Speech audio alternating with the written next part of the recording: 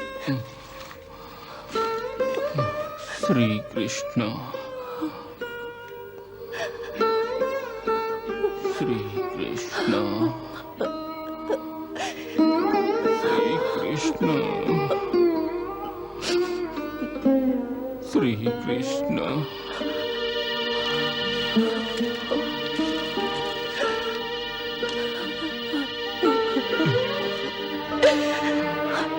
శ్రీకృష్ణ శ్రీకృష్ణ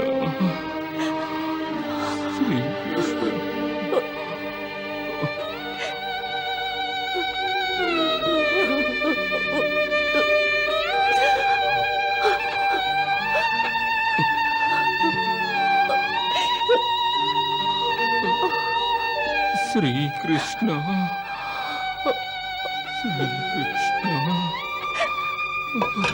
శ్రీకృష్ణ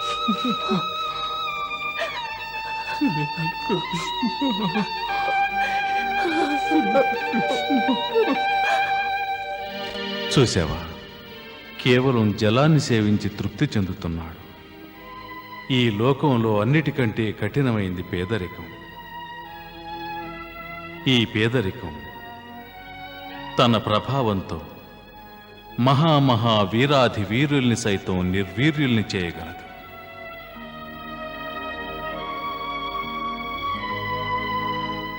ఈ పేదరికం మహామహా జ్ఞానుల యొక్క మహామహా ధర్మాత్ముల యొక్క ధైర్యాన్ని, బుద్ధి కౌశలాన్ని తుత్తునీయులు చేస్తోంది.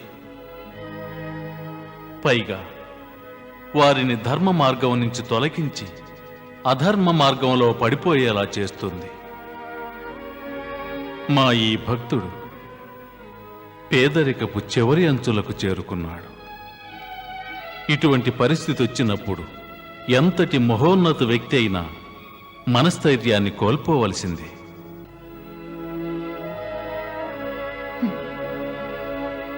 పేదరికమే అతన్ని స్థితికి తెచ్చిందా? పేదరికం.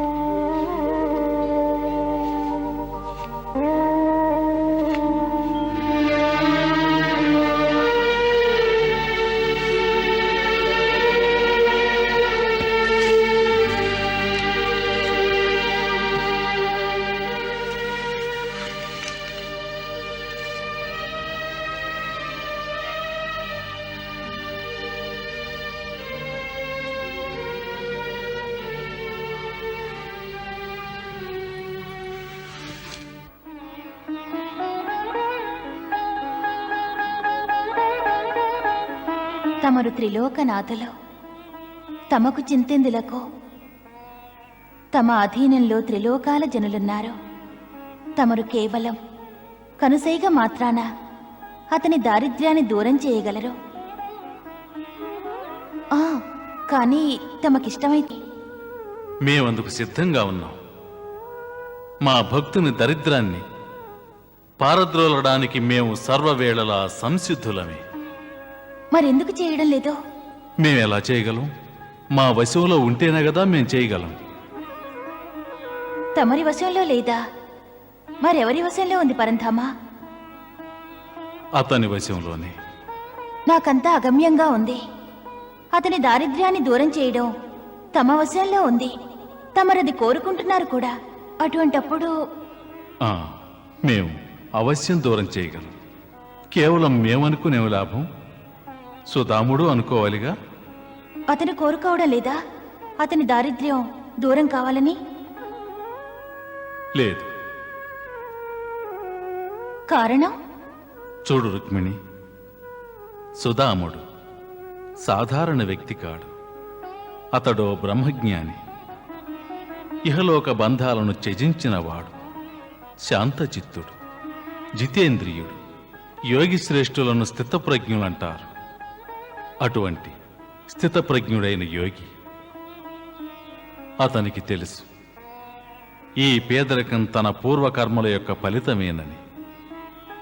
ఈ మానవలోకం లేక ఈ కర్మలోకం యొక్క విధానం ఏమిటంటే, ప్రాణులు తమ పూర్వకర్మల ఫలితాన్ని అనుభవించాకే మోక్షం ప్రాప్తిస్తుంది. కర్మఫలాన్ని ఎవరైతే పూర్తిగా అనుభవించకుండా ఉంటారో వారికి మోక్షప్రాప్తి కలుగదు. మరి ఆ కర్మఫలం కొందరికి దుఃఖంలా వస్తుంది, కొందరికి సుఖంలా వస్తుంది. సుఖంలోనా? సుఖమైనా దుఃఖమైనా ఒకేలాంటి బంధాలు. కొందరు దుఃఖాన్ని నవ్వుతూ దిగమింగుతారు. అలాగే కొందరు సుఖాన్ని అనుభవించేటప్పుడు మా చరణ కమలాలను గుర్తుకే తెచ్చుకోరు. మరైతే ఒక్క విషయం, ఎవరైనా మా సాన్నిధ్యాన్ని చేరాలనుకునేవారు కర్మల యొక్క ఫలం వల్ల కలిగే సుఖాన్నైనా దుఃఖాన్నైనా సర్వవేళలా కేవలం నిరాసక్త భావనతోనే అనుభవించాలి. నిరాసక్త భావన? ఎందుకంటే అందులోని ఆసక్తి వలన కొత్త కర్మలు మొదలవుతాయి. ఎక్కడైతే కొత్త కర్మలు మొదలవుతాయో అక్కడ ఆ కర్మల యొక్క ఫలం భాగ్యంగా మారడం మొదలవుతుంది. మరలా కర్మల నుండి భాగ్యం, భాగ్యం నుండి కొత్త కర్మలు, ఇలా కొత్త చక్రం ప్రారంభమవుతుంది. అయినా సుధామునికి ఈ విషయాలన్నీ బహు చక్కగా తెలుసు. అతడు బ్రహ్మజ్ఞాని. అందువలనే అతడు తన పేదరికాన్ని నిరాసక్త భావనతో అనుభవిస్తున్నాడు. అతడు మా పరమభక్తుడు. అయినప్పటికీ ఆ పిచ్చివాడింతవరకు ఒక్క మారు కూడా మమ్ము ప్రార్థించనే లేదు, తనని పేదరికం నుంచి విముక్తుణ్ణి కావించమని. మేము అతని యొక్క కడు దయనీయమైన ఆ స్థితిని చూసి మా మనసు నిగ్రహించుకొనలేకున్నాం. అయినా అతని ఆనందం చూడు.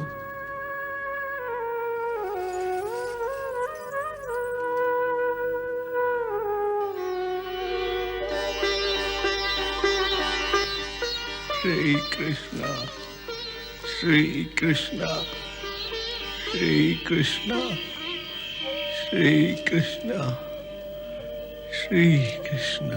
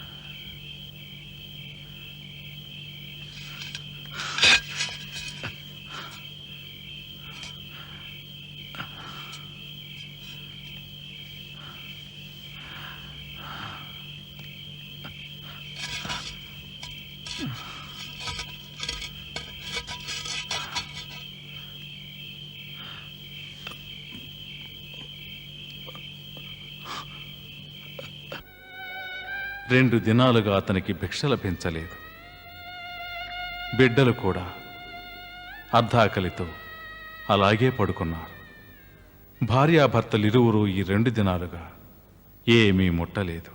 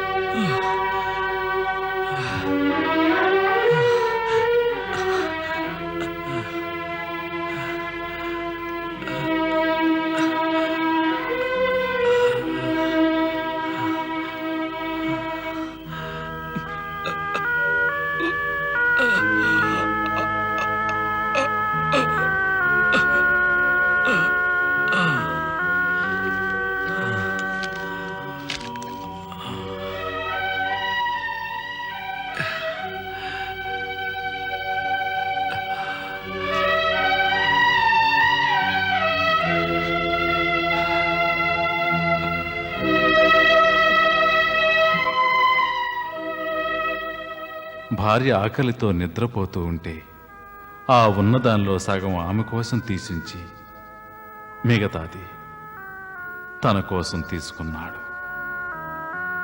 ఆహా, ఇంతకంటే ఆనందం ఏముంది?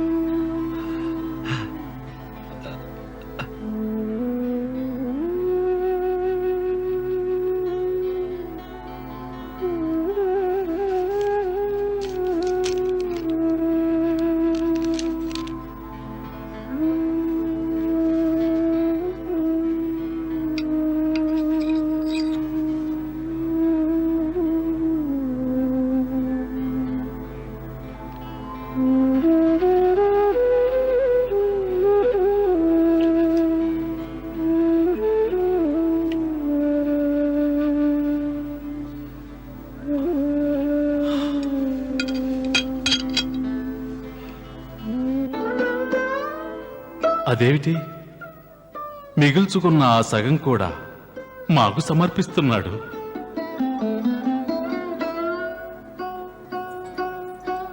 ఆ మిగిలిన దాన్ని కూడా మీరు ఆయనకే అర్పిస్తున్నారే.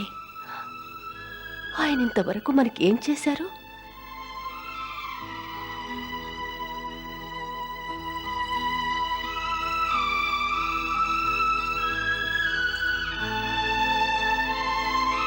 వారికి గొప్ప గొప్ప భవంతుల్లో వైభవంగా నివసించి ధనికులెందరో బంగారు పాత్రల్లో పంచభక్ష పరిమాణాలు సమర్పించుకుంటారు. ఇక్కడో నిర్ధనుడైన దరిద్ర బ్రాహ్మణుడు భిక్షగా తెచ్చిందని నైవేద్యం చేస్తే వారికి ఎక్కడ కనిపిస్తుందండి?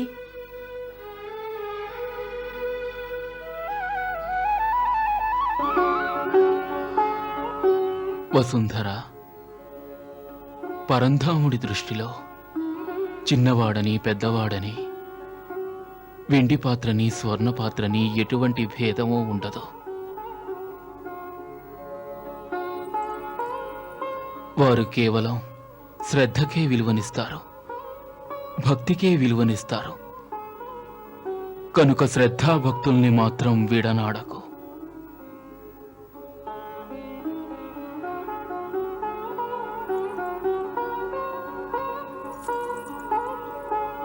చూడు, నీవు ఈ దరిద్రాన్ని భరించలేక నా పట్ల ఆగ్రహిస్తున్నావు. నీ ఆగ్రహం న్యాయమైనదే.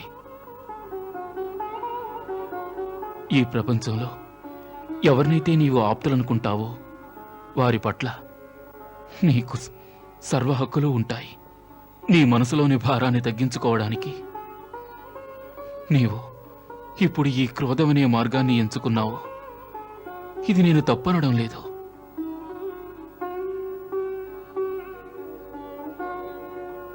చూడు, నీవు నా పట్ల ఎంతైనా కోపగించుకో, కానీ నీ మనోమందిరంలో శ్రద్ధాభక్తుల్ని మాత్రం ఎప్పటికీ విడనాడకు.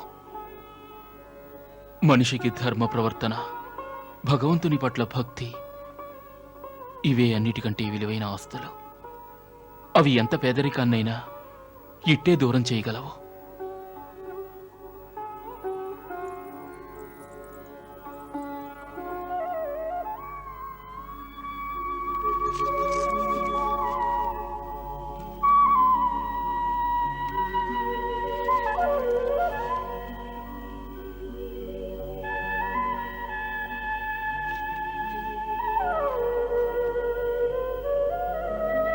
అలాగే ఒప్పుకుంటాను.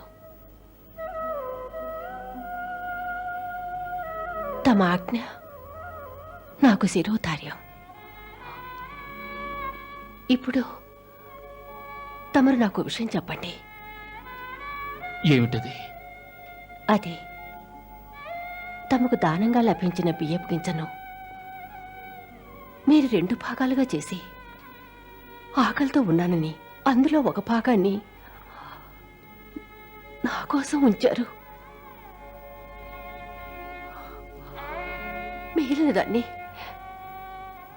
దాన్ని మీరు కూడా పూజించకుండా చెప్పండి, ఆ భగవంతుడికి ఎందుకు సమర్పించారు?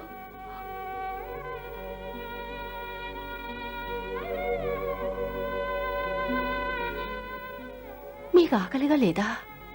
వసుంధర, గృహస్థాశ్రమాన్ని అనుసరించి మనం తినడానికి ముందు ఒక భాగాన్ని పశువుల కోసం ఉంచాలి. ఎందుకంటే అవి మనకు సేవ చేస్తున్నాయి. వాటి రుణాన్ని మనం అలాగే తీర్చుకోగలం. ఇక ఇంకొక భాగం ఇంటికొచ్చే అతిథుల కోసం ఉంచాలి. అతిథి దైవంతో సమానమన్నారు కదా, మిగిలిందే మనం తినాలి. కానీ నేడు ఇప్పుడు నేనున్న స్థితిలో ఈ సగం బియ్యపు గింజని ఇన్ని విధాలుగా భాగించడం సాధ్యం కాదు. అందుకే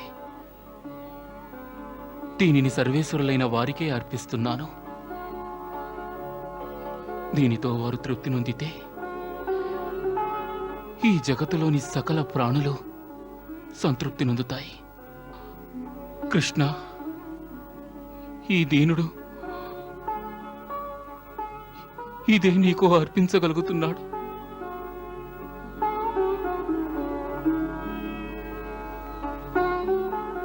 అలాగైతే తీసుకోండి. నా భాగాన్ని కూడా ఆ స్వామికి అర్పించండి. ఏ నీవు తినవా? తినను. నీకు ఆకలి వేయదా?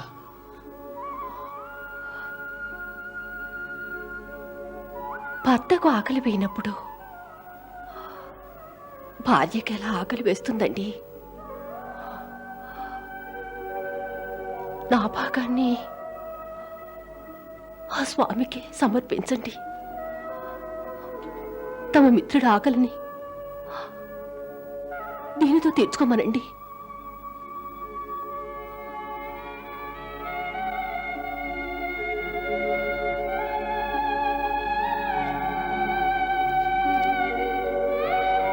భగవంతునికి అర్పించదలిచితే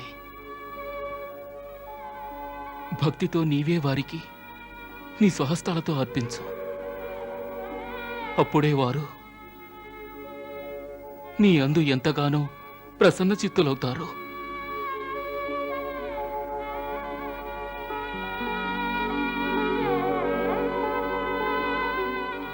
రా.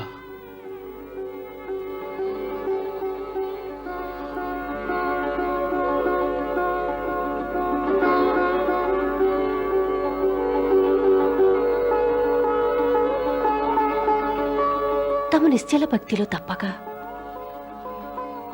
ఏదో అతీతమైన శక్తి ఉంది. తమపై కోపం రావడం లేదు, జాలి కలుగుతోంది. కృష్ణ,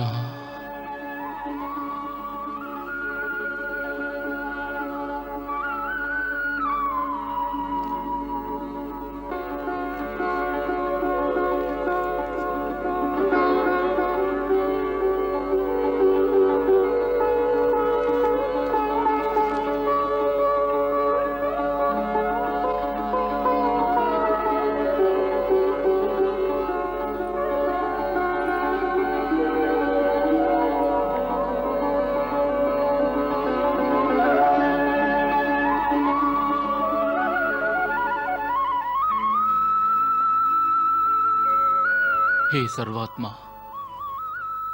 హే విశ్వాత్మ,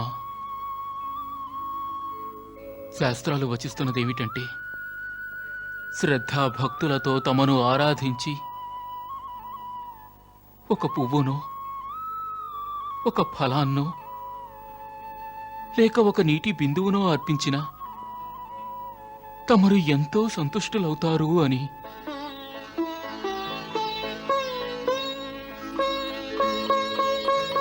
కనుక నేడు నేను తమకు శ్రద్ధా భక్తులతో నా వద్దనున్న ఈ భిక్షను తమ ప్రతిమకు సమర్పించుకుంటున్నాను. దీనిని స్వీకరించండి. దానితో ఈ ప్రపంచంలోని సమస్త ప్రాణికోటి సంతృప్తి నొందుతాయి.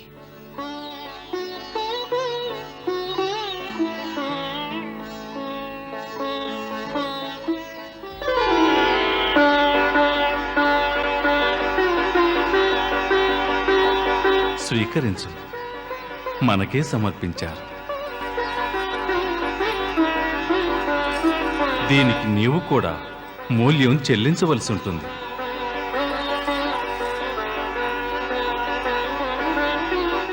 అహం విశ్వాత్మనే స్వాహ. దీనితో విశ్వంలోని సమస్తాత్మలు సంతృష్టి చెందుతాయి.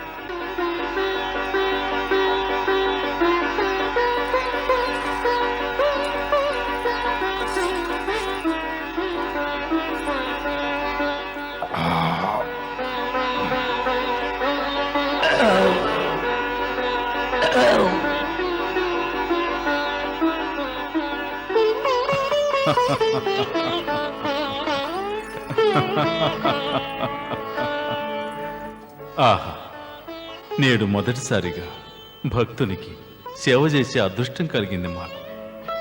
స్వామి, ఈ అవకాశం నిత్యమూ లభించదుగా. వారి ఆకలి తప్పులు నిత్యమూ ఉండేవే. మరి వారి జీవనం ఎలా సాగిస్తారు? భిక్షమెత్తుకుని. భిక్షమెత్తుకునా?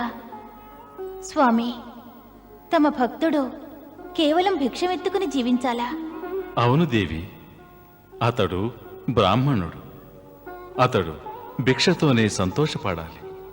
శాస్త్రానుసారం బ్రాహ్మణుడు ఎలాంటి వ్యాపారం చేయరాదు, ఎలాంటి సేవలు చేయరాదు. మరి అతను ఏం చేయాలి?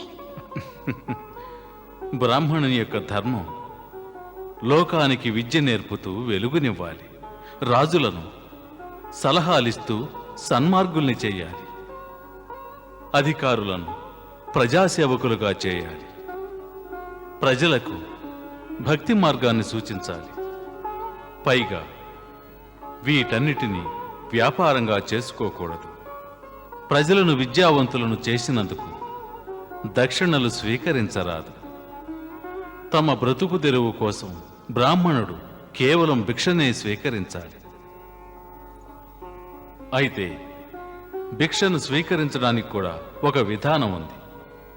5 గృహాల్లో మాత్రమే అతడు భిక్షను స్వీకరించాలి. భిక్షాటన చేసిన 5 గృహాల్లో భిక్ష లభించినా లభించకున్నా దానితోనే సంతృప్తిని చెందాలే కాని వేరే గృహాలకు వెళ్ళరాదు. అలా చూడు, సుదాముడు తన ధర్మాన్ని ఎలా నిర్వర్తిస్తున్నాడు. మాతా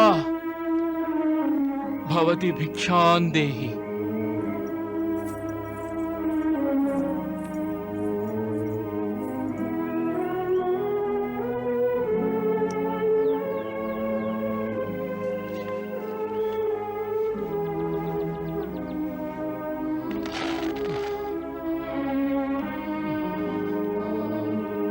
శ్రీకృష్ణ శ్రీకృష్ణ శ్రీకృష్ణ కృష్ణార్పణం. శ్రీకృష్ణ కృష్ణార్పణం.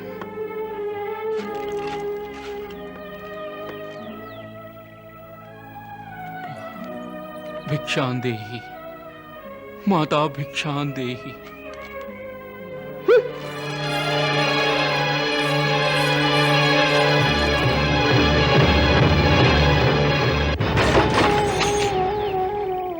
శ్రీకృష్ణ శ్రీకృష్ణ శ్రీకృష్ణ శ్రీకృష్ణ శ్రీకృష్ణ.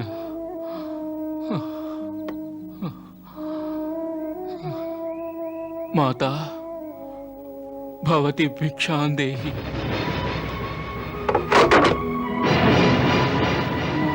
శ్రీకృష్ణ శ్రీకృష్ణ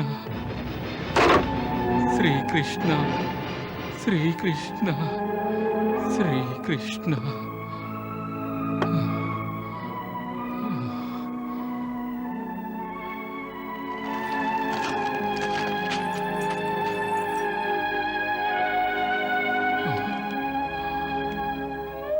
మాధవ, నేడు నాకు రావాల్సింది వచ్చింది. తమ కృపకు శతకోటి ధన్యవాదాలు.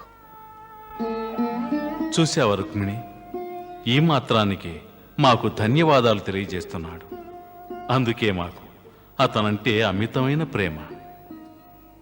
అతని యొక్క పూర్వజన్మలోని కర్మల ఫలితం వల్లనే మేము కూడా అతనికి ఏ సహాయం చేయలేకున్నాం.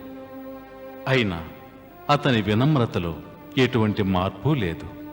అదే చూస్తున్నాను. మరి ఏమిటి?